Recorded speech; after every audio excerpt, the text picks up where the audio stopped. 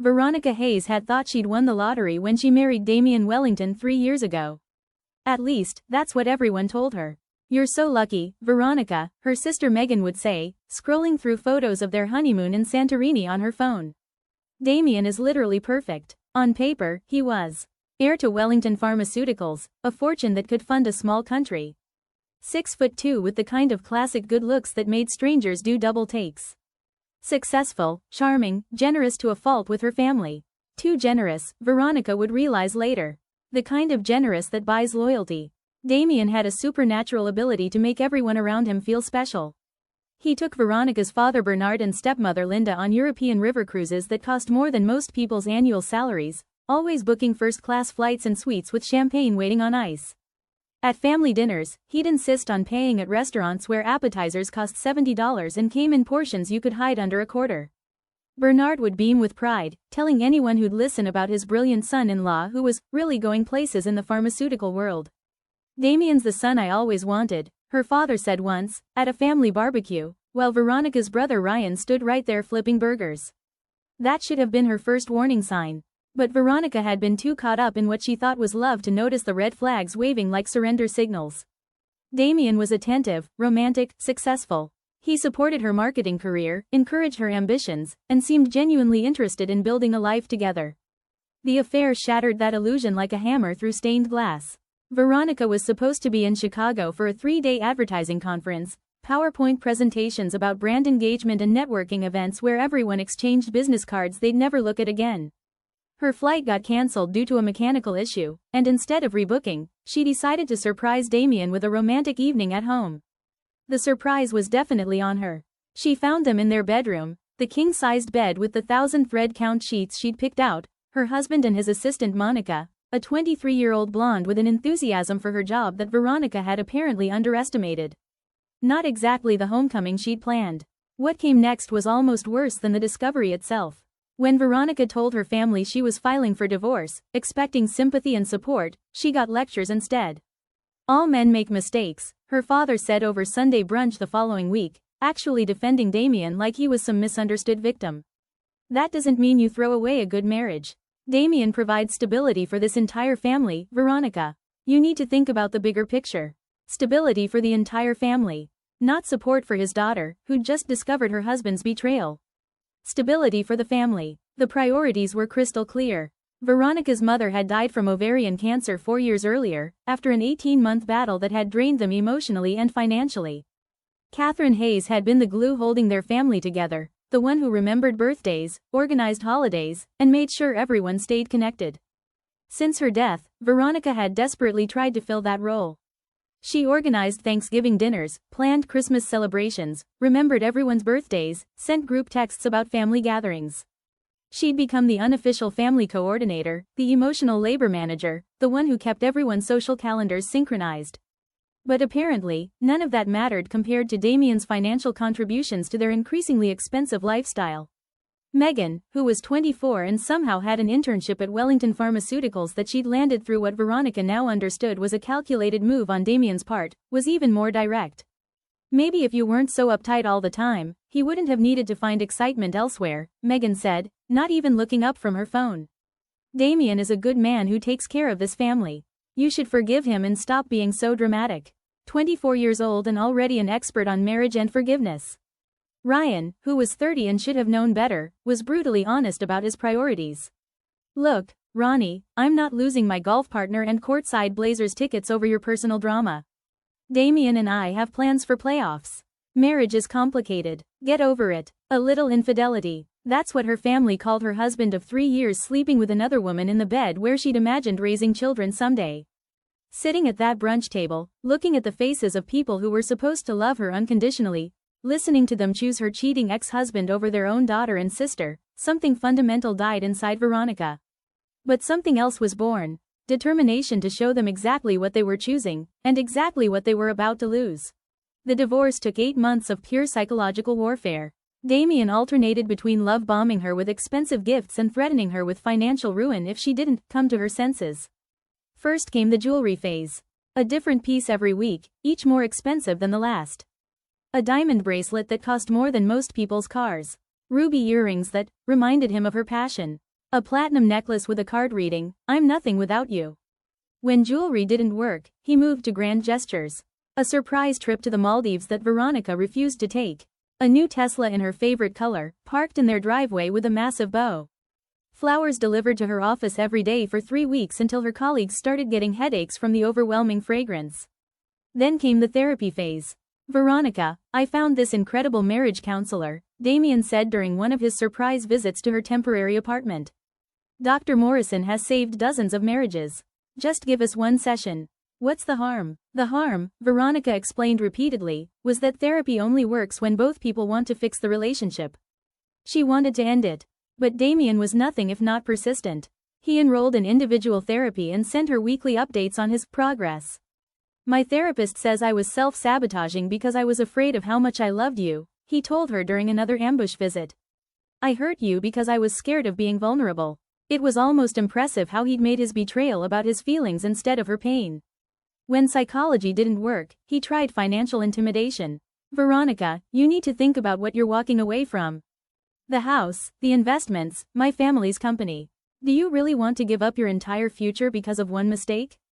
One mistake. A 6-month affair with his assistant was a single mistake, like accidentally putting salt in his coffee. But here's where Damien miscalculated. He assumed Veronica was like her family, primarily motivated by money and lifestyle. He thought if he showed her what she'd lose financially, she'd stay. What he didn't understand was that she'd already lost the only thing that mattered, her ability to trust him. And you can't put a price tag on that. Her attorney, Patricia Chen, was worth every penny. She was a sharp woman in designer suits who had the kind of intelligence that could slice through manipulation like a laser through butter. "Your husband is going to try everything to delay this divorce," Patricia told her during their first meeting. "Promises, threats, emotional appeals. He's going to make you feel guilty, greedy, or unreasonable. My job is to remind you that none of that matters legally." She was right about everything. Damien's legal team tried to claim Veronica was having an affair, that she was mentally unstable, that she was trying to destroy him financially out of spite. They painted her as a vindictive ex-wife who couldn't handle the realities of marriage. But Patricia had done her homework. She had documentation of Damien's affair, proof of his attempts to hide assets, and evidence of his pattern of manipulation throughout their marriage. When the settlement was finally finalized, Veronica walked away with exactly what she deserved: half of everything they'd built together, plus equity in his family's company that she'd helped expand through her marketing expertise. The penthouse in the Pearl District with floor-to-ceiling windows and city views. The investment portfolio she'd actually managed better than Damien. Stock options in pharmaceutical companies about to launch groundbreaking treatments. And most satisfying of all, shares in Wellington Pharmaceuticals that would pay her dividends for the rest of her life. Suddenly, Veronica was worth more than she'd ever imagined possible. But more importantly, she was free. Her family's reaction to her settlement was entirely predictable. No congratulations on surviving a difficult divorce. No support during her transition to single life. Instead, they immediately calculated how her newfound wealth would benefit them. "Well, at least you came out ahead financially," her father said when she told him the divorce was finalized. "Now you can really focus on building your future." By building her future, he meant continuing to fund their lifestyle while somehow maintaining a relationship with Damien, who they still considered family. The divorce should have been the end of Damien's involvement with her family. Instead, it was just the beginning of their campaign to convince her she'd made a mistake. And Veronica was about to discover just how far they'd go to maintain their financial security.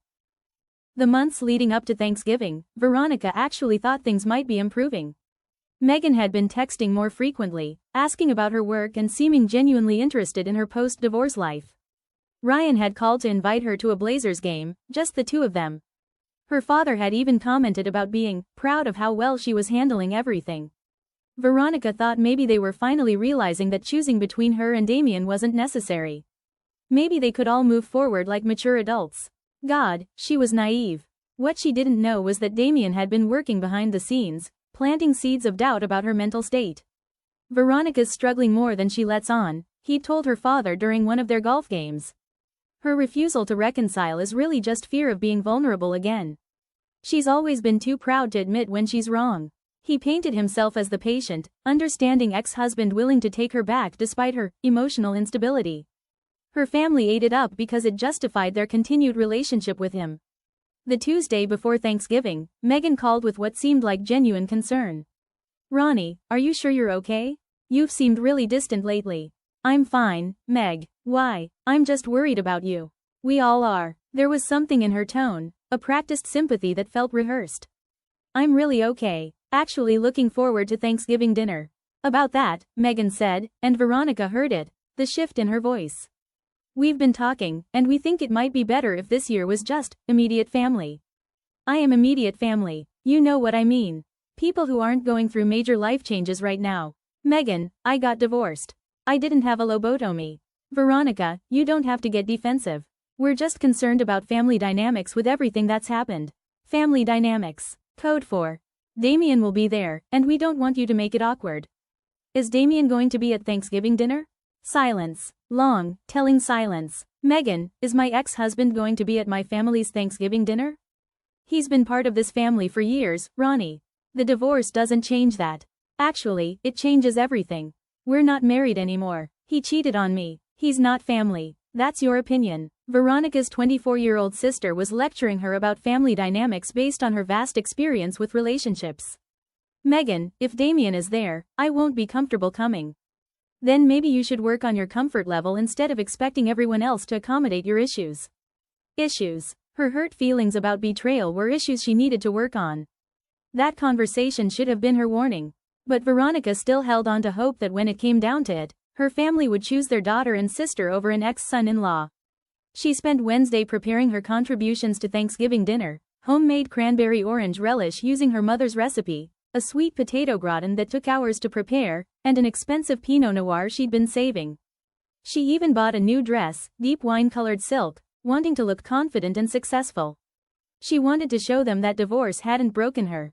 She should have known better. Thursday morning, Veronica spent 2 hours getting ready. Perfect makeup, hair styled in loose waves, the new dress that made her feel powerful. She was determined to show her family that divorce hadn't diminished her. Looking back, it's almost funny how much effort she put into impressing people who'd already decided she wasn't worth their loyalty. She drove to her father's house with her homemade contributions in insulated carriers, the wine carefully wrapped. The driveway was full: her father's Lexus, Ryan's Jeep, Megan's Civic that Veronica had helped her buy for her college graduation. And there, parked prominently in front like he owned the place, was Damien's black Porsche. Veronica sat in her car, staring at that familiar license plate. The same car that used to be parked in their garage. The same car he'd driven to work the morning she discovered his affair. For a split second, she considered leaving. But pride wouldn't let her run from her own family's dinner. She walked up to the front door, trying to mentally prepare for an awkward but manageable afternoon. Laughter came from inside. Familiar voices, including one that made her stomach clench. "Veronica," Megan called when she saw her, enthusiasm that felt performative. "You made it." "Of course I made it. It's Thanksgiving." Damien stood up from the living room couch, that practiced smile spreading across his face. "Veronica, you look beautiful. That dress is stunning." The compliment felt like a violation. "Damien," she said coolly, "I didn't realize you'd be here. You know me. Can't resist your father's famous deep-fried turkey." He said it like they were old friends, not ex-spouses with a very painful history. Her father clapped Damien on the shoulder. "Damien brought the wine this year, a case from that vineyard in Sonoma we visited last summer." Last summer, when Veronica and Damien were still married. When she thought they were happy. Now he was sharing their memories with her family while she stood there like an outsider. "Well," Veronica said, setting her cranberry relish on the kitchen counter, "I'll just put this with the other sides." "Actually," Megan said, following her into the kitchen, "we already have cranberry sauce this year. Damien brought some from that artisan place downtown." "Of course he did. And Linda made sweet potato casserole," Megan continued, referring to their stepmother. "But I'm sure we can find room for yours too." "Megan, who all is coming to dinner?" Her sister rattled off names: their father, Linda, Ryan, herself, Damien, the Hendersons from next door, and the Palmers from down the street. Neighbors. They'd invited neighbors to Thanksgiving dinner. "Sounds like a full house," Veronica said carefully. "Yeah, Dad thought it would be nice to have a big celebration this year. Include everyone who feels like family." Everyone who feels like family. Including neighbors and her ex-husband, but apparently his actual daughter required consideration.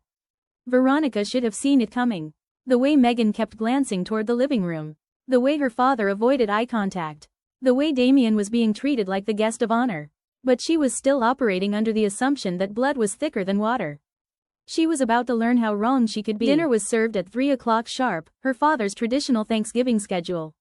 The dining room table was set for 10 people, with Bernard at the head and Catherine's chair, still kept in its place, at the foot. Veronica found herself seated between Mrs. Henderson and Ryan, while Damien was positioned directly across from her father in the guest of honor spot. Linda had outdone herself with decorations, autumn leaves, elegant candles, the good china that only came out for holidays.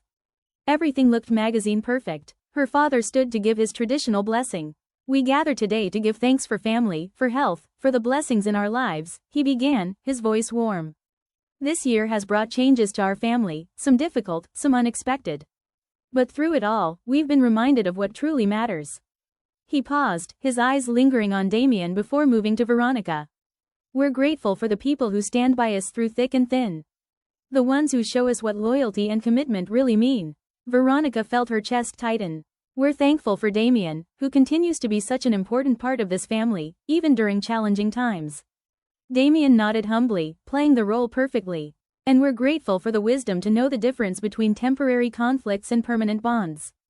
Temporary conflicts. Her marriage ending because of infidelity was a temporary conflict. Now, Bernard raised his wine glass, the wine Damien had brought. "Let's eat and celebrate the family we've chosen and the family that's chosen us." The family we've chosen, not the family we were born into. As dishes were passed, conversation flowed easily around Veronica. Damien asked Mrs. Henderson about her garden. The Palmers shared stories about their recent cruise. Everyone seemed perfectly comfortable with this arrangement. Except her. "Veronica, you're awfully quiet," Mrs. Henderson observed. "Are you feeling all right, dear?" "I'm fine, thank you." "She's probably tired," Megan interjected. "The divorce has been really stressful." The divorce. Like it was something that had happened to Veronica, not something she'd chosen after being betrayed. "It's natural for major life changes to take a toll," Damien said sympathetically. "I just want Veronica to know I harbor no hard feelings. I hope we can all move forward positively." The magnanimity was breathtaking. Here he was, forgiving her for divorcing him after he cheated. "That's very mature of you, Damien," her father said approvingly. Veronica took a long sip of wine her ex-husband had brought to her family's dinner, and tried to find her center. "Damien, tell everyone about the charity work your company's doing," Linda suggested brightly. And so Damien launched into a description of Wellington Pharmaceuticals' initiative to provide discounted medications to underserved communities. Everyone listened, impressed and admiring. "That's wonderful," Mrs. Henderson said. "You're such a generous young man." Veronica got promoted last month, Ryan offered, probably trying to include her. "Senior Marketing Director." "That's great," Damien said, smiling at her. "I always knew you had potential in the business world." Potential. Like she was still developing into something useful. The conversation continued around her, but Veronica felt increasingly invisible. Damien commanded the room effortlessly, charming everyone with stories and jokes, while she sat quietly in her expensive dress. This was her family, but somehow, she felt like the outsider. And she still had no idea how much worse it was about to get. After dinner, while everyone gathered in the living room for coffee and football, Veronica volunteered to help with dishes. She needed a few minutes away from the performance in the other room. Megan joined her in the kitchen, which surprised Veronica. Usually, her sister avoided cleanup duties. "That was a nice dinner," Veronica said, trying to keep things normal. "Yeah, Dad really outdid himself this year." They worked in silence for a moment, loading the dishwasher. "Megan, can I ask you something?" "Sure. Are you happy with how things are going? With Damien being here?" Megan stopped loading dishes and looked at her directly. "Veronica, I think you need to accept reality." "What reality is that?" "Damien is a good guy who made a mistake. You're punishing everyone because you can't forgive him." Veronica set down the plate she was rinsing. "Megan, he didn't make a mistake. He had an affair for 6 months. That's not a mistake, it's a choice. People make bad choices sometimes. That doesn't mean you throw away everything good." "Everything good? He betrayed me in the worst possible way. And maybe if you'd been a better wife, he wouldn't have needed to look elsewhere." The words hung between them like a slap. "Excuse me? I'm just saying, Veronica, you're not exactly the most exciting person. You work constantly. You never want to socialize. You're always stressed about something. So I deserve to be cheated on?" "I didn't say that, but maybe you could have tried harder to keep him interested." Veronica's 24-year-old sister was giving her marriage advice based on her vast experience with relationships. Megan, you're still in grad school. What do you know about marriage? I know that Damien treats this family better than you do. He remembers birthdays. He pays for things. He shows up when we need him. I show up when you need me. With an attitude, like you're doing us a favor. Because I am doing you a favor. Do you have any idea how much money I've spent on this family over the years? There it is, Megan said, throwing down the dish towel.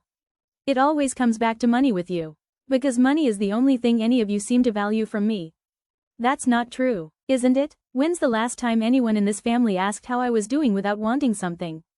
Megan was quiet, probably trying to remember. We care about you, Veronica. We just think you're making a mistake by pushing Damien away. He's not my husband anymore, Meg. I don't understand why that's so hard for everyone to accept. Because he's still family to us. And what am I? You're family too. But you're being difficult about this whole situation. Difficult. There was that word. Megan, if I'm so difficult, maybe I should just stop coming to family events. Don't be dramatic. I'm not being dramatic. I'm tired of feeling like an outsider in my own family.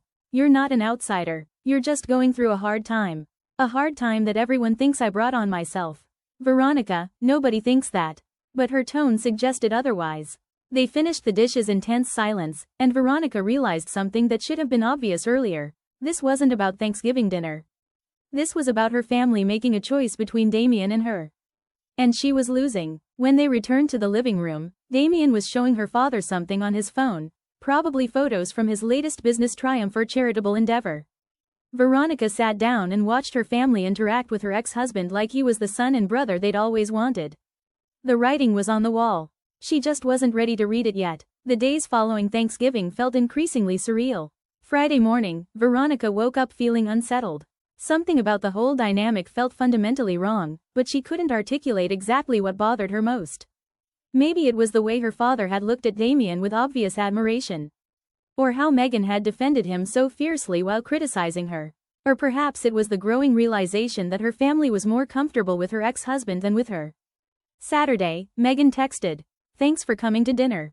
Dad was really happy to see you. Such a polite, distant message, like Veronica was a family friend who'd done them a favor by showing up. She texted back. Thanks for including me. The formality felt wrong. When had her relationship with her sister become so stilted? Sunday afternoon, Ryan called. Hey, Ronnie, how's it going? I'm okay. How was your weekend? Good. Damien took us to that new sports bar downtown yesterday. They've got massive screens for the games. Damien took them. Not, we went, or, the family went. Damien took them. That sounds fun. Yeah, it was great. You should come next time. I don't think Damien and I socializing is a good idea, Ryan. Come on, Ronnie. It's been months since the divorce. Don't you think it's time to move on? Move on. Everyone wanted her to move on from being betrayed. I have moved on. I just don't need to be friends with my ex. But he's still family to us. I understand that. He's just not family to me anymore. Maybe that's the problem. What's the problem? Your attitude about this whole situation. Damien's trying to be mature, and you're holding grudges. Ryan, he cheated on me. That's between you and him. It doesn't have to affect the rest of us. But it does affect you because you've chosen to maintain a relationship with someone who hurt your sister. We haven't chosen anyone over anyone. We're just not letting your personal drama ruin our relationships. Personal drama. Her marriage ending was personal drama. Veronica hung up, feeling more isolated than ever. Tuesday morning, her father called. Veronica, I was wondering if you'd like to have lunch this week. Just the two of us. This was unusual. She and Bernard rarely had one-on-one meals unless something was wrong. Is everything okay, Dad? Everything's fine. I just thought it would be nice to catch up. They met Wednesday at a cafe near his house. He looked tired, older somehow. How's work? He asked after they'd ordered. Good. Busy, but good. How's retirement? Can't complain. Though I miss having structure sometimes. They made small talk, dancing around whatever he'd actually called this lunch to discuss. Finally, over coffee, he got to the point. Veronica, I'm worried about you. Why? You seem angry all the time. Bitter about the divorce. Dad, I'm not bitter. I'm just trying to move forward. By cutting Damien out completely? That seems extreme. He's my ex-husband. Cutting him out seems appropriate. But he's been such a positive influence on this family. There it was. Dad, he cheated on me. He betrayed me in the worst possible way. I don't understand why you can't see that. I see that your marriage ended. But marriages end for lots of reasons. That doesn't mean you have to burn every bridge. I'm not burning bridges. I'm setting boundaries. Sometimes boundaries become walls, Veronica. And sometimes walls are necessary for protection. He was quiet for a moment, stirring his coffee. Your mother wouldn't have wanted the family divided like this. Mom wouldn't have wanted her daughter betrayed by her husband either. She would have wanted forgiveness. Healing. Forgiveness doesn't mean pretending nothing happened, Dad. No, but it means not letting anger consume you. I'm not consumed by anger. I'm consumed by disappointment in my family's reaction to my divorce. He looked genuinely surprised. What do you mean? I mean, when I needed support and understanding, I got lectures about forgiveness and moving on. We support you, Veronica. No, you support the idea of me getting back together with Damien. We support what we think is best for everyone. Everyone except me. That evening, sitting in her penthouse overlooking the city, Veronica realized her family viewed her divorce as an inconvenience disrupting their comfortable relationship with Damien. She was the problem that needed to be managed, not the victim who deserved support. The realization was painful but clarifying. And it was about to become much more painful. The weeks following her lunch with Bernard, Veronica started noticing a pattern. Every family event suddenly included Damien. Birthday celebrations, casual dinners, even impromptu get-togethers. When she declined invitations, she was labeled difficult or stubborn. When she attended, she felt like an unwelcome guest. It was a no-win situation, and she suspected that was intentional. Megan had started spending even more time at Wellington Pharmaceuticals during her winter break, learning about pharmaceutical marketing through her internship. Damien says I have real talent for this, Megan told Veronica over coffee one Saturday. He's thinking about offering me a full-time position after graduation. That's nice, Meg, with actual salary and benefits. It's an amazing opportunity. Are you going to accept? Of course. Why wouldn't I? Because he's my ex-husband and it might be awkward for everyone. Veronica, you can't expect the whole world to stop interacting with Damien because you divorced him. I don't expect the whole world to stop. But I might expect my sister to consider how I feel. How you feel about what? Me having career opportunities? About you building a professional relationship with someone who hurt me. Damien didn't hurt me. He hurt you. And that's between you and him. This seemed to be the family's standard response. Damien's betrayal was a private matter that shouldn't affect anyone else's relationship with him.